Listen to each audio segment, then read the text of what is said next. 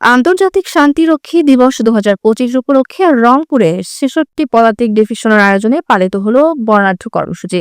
সকালে রংপুর জেলা স্কুল থেকে র্যালি শুরু হয়ে ক্যান্টনমেন্ট পাবলিক স্কুল অ্যান্ড কলেজে গিয়ে শেষ হয়।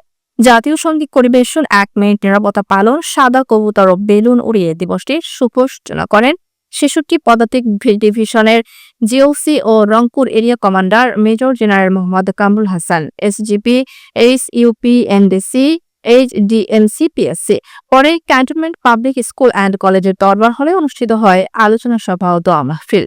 পবিত্র কোরআন তিলাওয়াতের মাধ্যমে শুরু হওয়া এ আয়োজনে শান্তিরক্ষী মিশনে বাংলাদেশের গৌরবোজ্জ্বল ভূমিকা তুলে ধরা হয়। অনুষ্ঠানে সেনাবাহিনী, নৌবাহিনী, বিমান বাহিনী, পুলিশ প্রশাসন, শিক্ষা প্রতিষ্ঠান এবং বিভিন্ন বেসরকারি উন্নয়ন সংস্থার প্রতিনিধিরা অংশ নেন। বিশেষভাবে উপস্থিত ছিলেন অবসরপ্রাপ্ত শান্তিরক্ষীগণ ও রংপুর অঞ্চলের বিভিন্ন শ্রেণী পেশার মানুষ। জাতিসংঘ শান্তিরক্ষী মিশনে আত্মোৎসর্গকারী সকল বীর শান্তিরক্ষীর স্মরণে ও জীবিতদের সম্মানে এ আয়োজন ছিল এক প্রেরণাদায়ী ক্ষণ। বাংলাদেশের শান্তির পথে অগ্রযাত্রার এক অনন্য উদাহরণ হিসেবে দিনটি চিহ্নিত হয়ে থাকবে।